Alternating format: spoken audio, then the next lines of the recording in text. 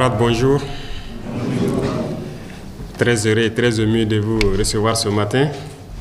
Et je tiens à vous dire merci à tous qui avez fait le déplacement de Ouagadougou pour nous soutenir, nous honorer et nous accompagner dans cet événement qui n'est pas forcément heureux, mais un événement interpellateur. Et je pense que vous avez donné du sien pour que ce soit un succès. Cette université qui a été organisée n'est que la petite partie de ce que nous souhaitons voir en Afrique.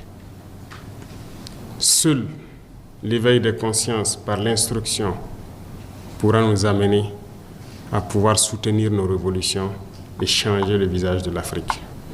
Tout commence par là. Et je vous remercie du fond du cœur d'avoir pris de votre temps, de votre énergie pour donner la connaissance, pour échanger avec vos frères du Burkina Faso, mais de toute l'Afrique. Parce que vous êtes suivis à travers les plateformes numériques aujourd'hui qui ont réussi à rompre les barrières, qui ont réussi donc à estomper les voix des impérialistes qui, avant ces plateformes numériques, n'étaient que les seuls qui pouvaient faire passer leur message à travers la radio, la télévision. Donc merci grandement à tous d'être là. Merci pour ce message, merci pour cet encouragement que vous êtes venus nous donner. Et je vous remercie mille fois encore. Merci grandement. Je pense qu'aujourd'hui, tout le monde doit comprendre que l'ordre mondial, comme vous l'avez si bien dit, il n'y a que deux camps. Et chacun devra choisir son camp. Ceux qui prétendent être neutres, soit n'ont absolument rien compris, ou ont peut-être le cerveau éteint. Il faut le dire clairement. Il n'y a pas de neutralité possible. Il y a les oppresseurs, il y a les opprimés. Et en tant que révolutionnaire, un révolutionnaire aime tous les peuples. La preuve, ils sont nombreux à venir d'autres continents pour appuyer, pour nous aider dans ce combat. Parce que toute personne qui aspire, tous les peuples qui aspirent à cette liberté, à ce développement, à cette harmonie, à cette union que nous voulons entre les peuples du monde, sont unis par les liens de la révolution. Voilà pourquoi il n'y a pas de barrière et un révolutionnaire aime le peuple. Partout où il y a l'oppression, partout où il y a des peuples qui sont dominés par d'autres individus, les révolutionnaires doivent pouvoir donner de la voix. Et merci donc à vous qui êtes venus du continent européen, américain, un peu partout, pour nous soutenir. Parce que la cause de Thomas Sankara, certes, le 15 octobre 1987, on a cru avoir assassiné l'homme et ses idées. On a tenté de détruire toutes les archives, même en passant par notre télévision nationale. Les gens ont essayé de détruire tout ce qui pouvait exister. Ils sont témoins, vous pourrez passer à la RTB et les demander. Toutes les boîtes d'archives ont été vidées, essayer d'effacer totalement les faits de Thomas Sankara. Dieu merci, certains ont pu conserver beaucoup de choses de lui. Aujourd'hui, plus que jamais, on se rend compte que l'homme, oui, la chair s'en est allée, mais l'esprit demeure sur le monde. Et le combat continue. Aujourd'hui, beaucoup de chefs d'État africains se cachent derrière une soi-disant démocratie, fabriquée à l'africaine, essayant de copier peut-être leur maître impérialiste. Mais aujourd'hui, la démocratie montre ses limites. Elle s'est développée, elle atteint son apogée. Aujourd'hui, elle est en déclin. Ça, il faut le reconnaître. Il faut que nous arrivions à fabriquer notre modèle. Et notre modèle, c'est africain. Et tel qu'ils le disent, si la signification du mot démocratie est telle qu'ils le disent, c'est que c'est né en Afrique. Alors, ici, nous avons notre manière de voir les choses. Il faut que nous redevenions africains et que nous acceptons de vivre africains. Comme disait le camarade président Thomas Sankara, c'est la seule manière de vivre libre et de vivre digne. Qui aujourd'hui plus que vous pour passer ce message au monde entier? Qui aujourd'hui plus que vous pour éveiller les consciences? Comme je l'ai dit, tout commence par là. Si la jeunesse ne connaît pas son histoire, la jeunesse ne comprend pas le monde d'aujourd'hui, ne comprend rien de la géopolitique. Vous avez beau tourner ciel et terre, ils ne pourront jamais comprendre la démarche de la révolution. Il va de soi qu'à partir de maintenant, partout où nous sommes, que nous puissions faire passer le message de notre histoire, d'où nous venons, qu'est-ce que nous faisons aujourd'hui, pourquoi le monde est ainsi fait, pour que les gens puissent comprendre, emboîter le train de la révolution et qu'on puisse avancer vers un développement harmonieux, vers une Union africaine réelle. Car cette Union africaine, qu'on le dit aujourd'hui de façade, on ne la sent pas. Il n'y a pas d'union. Le continent est déchiré par des guerres, tout cela par la manipulation des impérialistes. Ils ne veulent que nous voir déchirés, nous entretuer pendant qu'on pille nos richesses. Mais il faut que le message passe. Il faut conscientiser. Il ne faut jamais s'arrêter de parler. Certains diront que beaucoup d'entre vous peut-être parlent beaucoup. Moi, j'ai été longtemps accusé de ça, mais il faut toujours parler.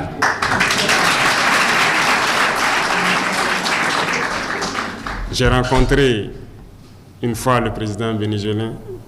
Il me disait, le père de la révolution, chaque jour il parlait à la radio. Et lui-même, qui était son fidèle, se demandait, mais pourquoi tous les jours il parle?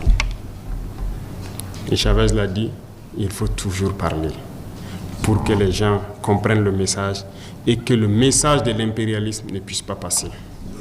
Aujourd'hui, plus que jamais, lui l'a compris et il était venu juste pour m'encourager de continuer à parler. Pendant que sur le continent, nos frères, peut-être qui n'ont encore rien compris, nous disent qu'on parle trop. Et souvent, ce sont ces soi-disant intellectuels qui n'ont peut-être pas compris, qui ont été totalement formatés par le système occidental, par le système impérialiste, qui trouvent qu'on parle trop, parce qu'ils ne peuvent pas comprendre et percevoir le message qu'on passe. Malheureusement, c'est leur faiblesse aussi, mais nous devons continuer à parler. Nos jeunes doivent se réveiller.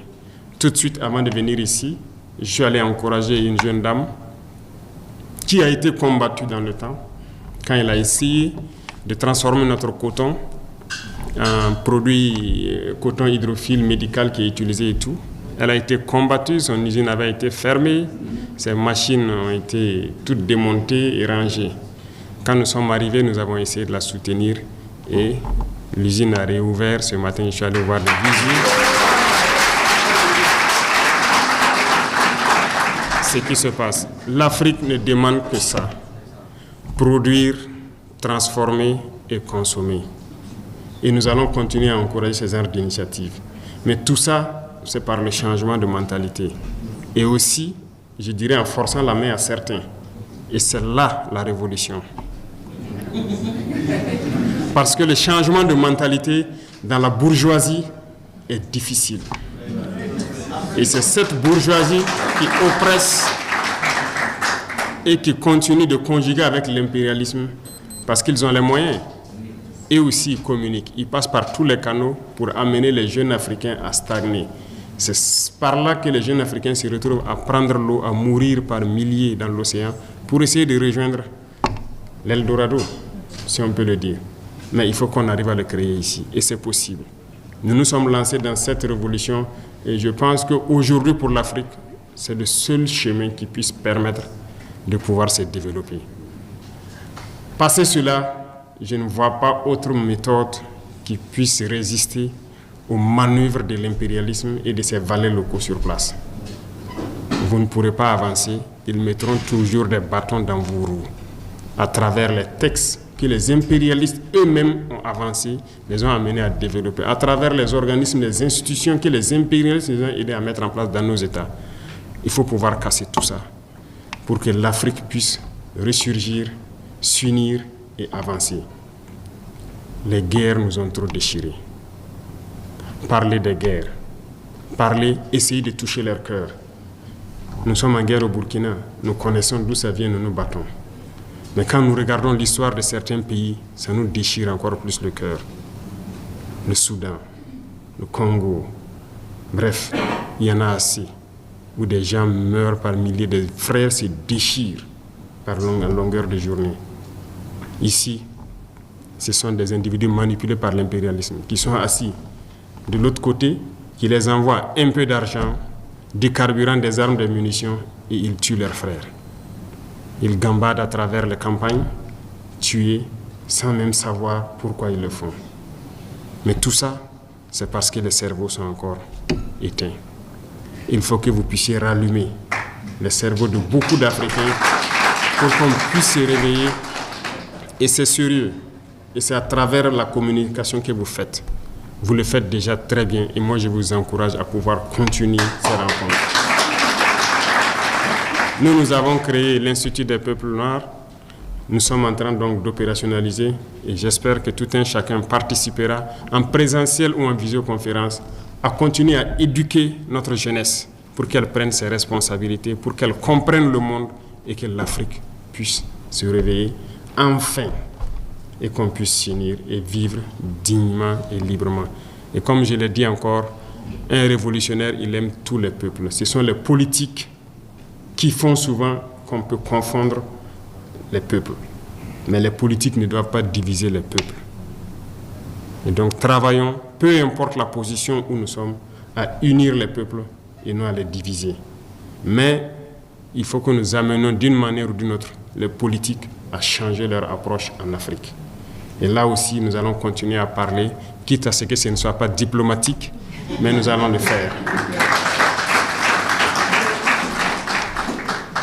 Enfin, je vous remercie beaucoup. Nous pourrons passer toute l'année à parler, nous n'allons pas finir, mais il y a tellement de sujets, tellement de champs à labourer qu'il faut commencer, et il faut bien commencer par une partie. Donc je vous encourage à commencer maintenant le labour, et s'il plaît à Dieu, je suis persuadé que nous allons réussir à changer les choses en Afrique et que l'Union africaine soit une réalité. Bon courage à tous. Je prie Dieu que vous retournez tous sains et saufs dans vos pays respectifs, dans vos foyers respectifs. Que Dieu vous bénisse, que vous protège et que nous nous retrouvions encore pour la prochaine cérémonie et à d'autres occasions pour continuer à réveiller le continent, à nous unir et à nous rapprocher. Merci beaucoup à tous. Que Dieu vous protège. La patrie ou la mort.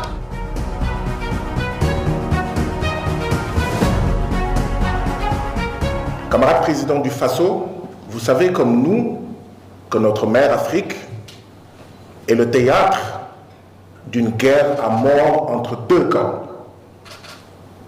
Le camp de celles et ceux qui ont choisi le néocolonialisme, qui ont choisi d'être le suppôt de l'impérialisme, qui acceptent que nos pays ne soient rien d'autre sur la planète Terre que des réservoirs de matières premières et des marchés pour les produits finis du centre du système capitaliste, est notre camp, votre camp, le camp que vous avez choisi, le camp que vous dirigez de manière fort admirable, cher camarade président du Faso, capitaine Ibrahim Traoré.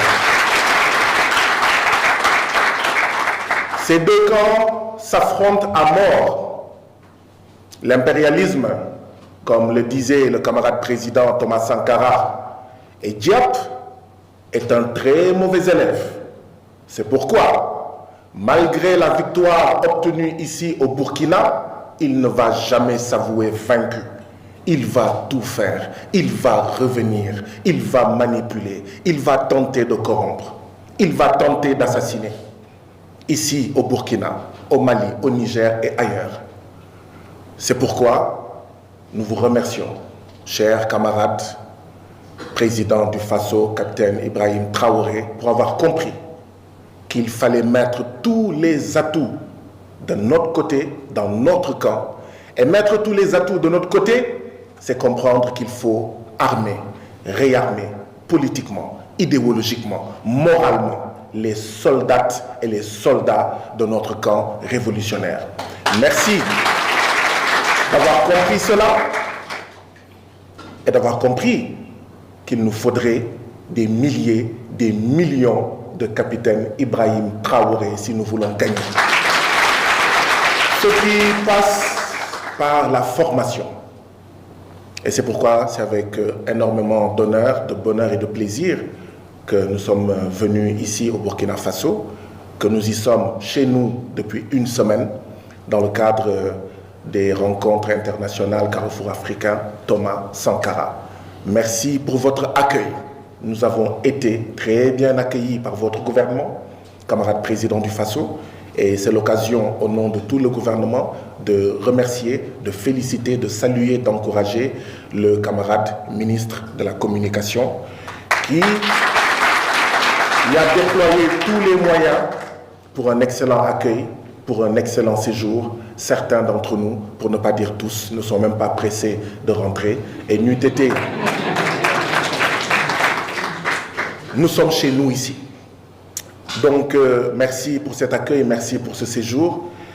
Dans le cadre de cette université d'hivernage, il a beaucoup été question d'impérialisme, d'anti-impérialisme, de néocolonialisme, de souveraineté, de justice, de dignité, d'écologie décoloniale, de comment utiliser les nouvelles technologies de l'information et de la communication au service de notre cause et ne pas en être de simples suivistes, de simples consommateurs, ce qui risque d'aggraver notre statut d'opprimé, notre statut d'aliéné.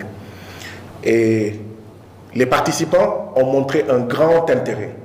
Je puis vous l'assurer, camarades présidents du Faso, ont montré un très grand intérêt à travers leurs questions, à travers leurs contributions, à travers leur assiduité, à travers leur ponctualité. Et c'est tard que nous terminions. Souvent, j'étais très fatigué et je voulais faire l'école buissonnière, tellement le rythme était soutenu, tellement les participants nous criblaient de questions, montraient leur envie de comprendre, de mieux comprendre, d'apprendre, encore apprendre. Merci pour cette opportunité, camarade président du Faso. Et donc, au terme de cette semaine de réflexion, de discussion, d'échange, de formation, d'armement et de réarmement politique et idéologique, un manifeste a été élaboré. Donc, c'est le résumé de ce manifeste que je vais vous présenter pour ne pas trop abuser de votre temps, que nous savons très précieux. Et nous sommes heureux et satisfaits de comment vous gérez ce temps à servir exclusivement le peuple du Faso, les peuples de l'AES, les peuples tout simplement de l'Afrique. Résumé du manifeste de la jeunesse africaine pour un nouveau panafricanisme. Préambule, l'appel d'une génération. Les révolutions, en tant qu'individus, peuvent être, les révolutionnaires plutôt, en tant qu'individus peuvent être assassinés, mais pas leurs idées. Je viens de citer le camarade président Thomas Sankara. Nous, jeunesse d'Afrique, héritiers des rêves et des luttes de nos prédécesseurs, nous nous levons pour affirmer notre engagement envers un nouveau panafricanisme. Dans l'esprit de Thomas Sankara, Kwame Nkrumah, Jomo Kenyatta, Patrice Lumumba et d'innombrables révolutionnaires anonymes, nous déclarons que le moment est venu pour un réveil radical de la conscience africaine, de l'unité et de l'action. Ce manifeste n'est pas un document d'intention, c'est une déclaration de mouvement. Il est né de l'urgence de notre époque. Crise climatique, dépendance économique, aliénation culturelle et érosion de notre mémoire historique. Nous refusons d'être de simples témoins, de passifs spectateurs. Nous choisissons d'être les architectes actifs d'une Afrique libérée, unie et souveraine. Fondation, mémoire, identité et solidarité révolutionnaire. La mémoire comme facteur de résistance. Nous honorons la mémoire de nos prédécesseurs, non comme une nostalgie, mais comme la boussole. La décolonisation de nos esprits commence par la réappropriation de notre histoire. La jeunesse africaine exige l'intégration de l'histoire et de la philosophie africaine à tous les niveaux de l'éducation, soutient la création et la promotion de plateformes qui préservent les traditions orales, les savoirs endogènes et les archives révolutionnaires, célèbre les devanciers à l'image de Thomas Sankara, non comme des icônes, mais comme des modèles d'intégrité, d'engagement, de courage et de service. C'est pourquoi nous faisons nôtre cette assertion de Thomas Sankara. Les ennemis d'un peuple sont ceux qui le maintiennent dans l'ignorance. Solidarité révolutionnaire. La solidarité n'est pas de la charité, c'est une lutte partagée. Nous nous engageons à construire des réseaux de mouvements dirigés par des jeunes à travers les frontières, soutenir les causes de libération, de justice et de dignité partout où elles émergent sur le continent, utiliser les plateformes numériques pour amplifier les voix locales et coordonner l'action collective. Action, institutions, gouvernance et éducation. Conditions institutionnelles. Pour que ce manifeste devienne réalité, nous exigeons l'inclusion des jeunes dans la gouvernance proportionnellement à leur poids démographique qui constitue une force. Cette représentation doit se ressentir dans les instances décisionnelles locales, nationales et continentales. Une éducation civique panafricaine avec des programmes qui enseignent l'unité africaine, les valeurs démocratiques et la pensée critique. Des institutions responsables, des systèmes transparents qui servent le peuple et non des intérêts égoïstes et étrangers. L'éducation comme libération. L'éducation doit être émancipatrice. Nous appelons alors à un accès libre et équitable à une éducation de qualité à travers toute l'Afrique. Des investissements dans les domaines des STEM, sciences, technologies, ingénierie, mathématiques, ainsi que les arts et savoirs endogènes. La protection de la liberté académique et du militantisme étudiant. Conscience géopolitique. La jeunesse africaine doit comprendre et s'engager dans les dynamiques de pouvoir mondial. Nous devons résister aux modèles économiques néocoloniaux et aux pièges de la dette. Défendre les positions africaines dans les instances internationales. Construire des alliances stratégiques fondées sur le respect mutuel et la souveraineté. Vision, valeurs, aspirations et voies à suivre. Valeurs fondamentales. Nous affirmons les valeurs suivantes comme piliers de la nouvelle Afrique. L'intégrité à travers un leadership fondé sur la vérité et le service. La solidarité pour l'avènement d'une unité sincère et réelle au-delà des frontières, des tribus et des langues. La créativité pour parvenir à une innovation qui reflète les réalités et les rêves africains. Aspiration pour le moyen terme. D'ici la prochaine génération, nous voyons une Union africaine pleinement intégrée avec l'effectivité d'une libre circulation des personnes et des biens ainsi qu'une monnaie commune. Des entreprises dirigées par des jeunes comme moteurs du développement durable. Une renaissance culturelle qui redéfinit l'identité africaine dans le monde. Engagement final. Nous faisons le serment d'agir et non d'attendre, de construire et non de mendier, de nous souvenir et non d'oublier. Ce manifeste est notre serment au continent et à nous-mêmes. Comme disait Thomas Sankara, osons inventer l'avenir. Enfin, enfin, enfin.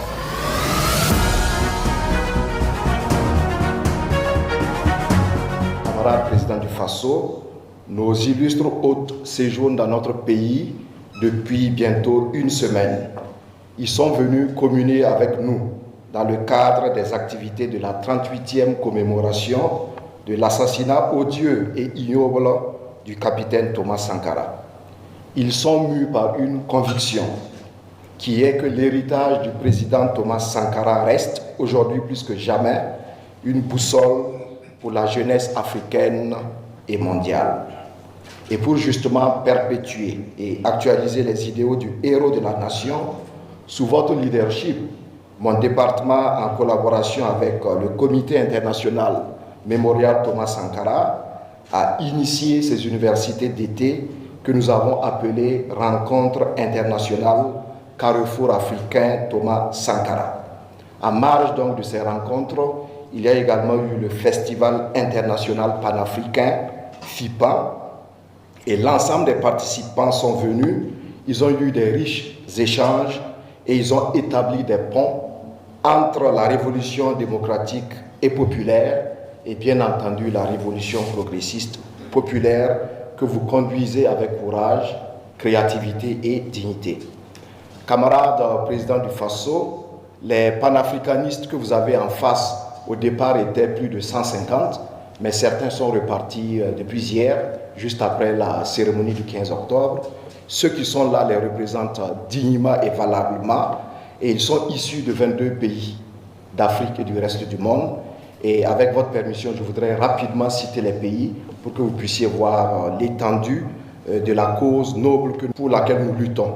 Alors, ils sont issus de l'Afrique du Sud, de l'Allemagne, de la Belgique, du Bénin, du Cameroun, de la Côte d'Ivoire, des États-Unis, du Ghana, de la Guadeloupe, de la Guinée-Bissau, de l'Italie, du Mali, de la Martinique, du Niger, de la République démocratique du Congo, de Sainte-Lucie aux Caraïbes, du Sénégal, du Togo, de la Zambie, du Zimbabwe et bien entendu du Burkina Faso. Donc si vous êtes là, présent, voilà. Merci. Alors parmi eux, vous avez certainement pu reconnaître quelques figures emblématiques de la lutte contre l'impérialisme. Ils sont d'ailleurs en face de vous. Je veux citer Madame Nathalie Yam, elle est conseillère spéciale du président de la République du Niger, et de Monsieur Guy Marius Sagna, député sénégalais au Parlement de la CEDEAO. Camarade président du Faso, en vous réitérant une fois de plus nos remerciements et notre gratitude, je voudrais souhaiter à nos hôtes une bonne fin de séjour à Ouagadougou. Je vous remercie.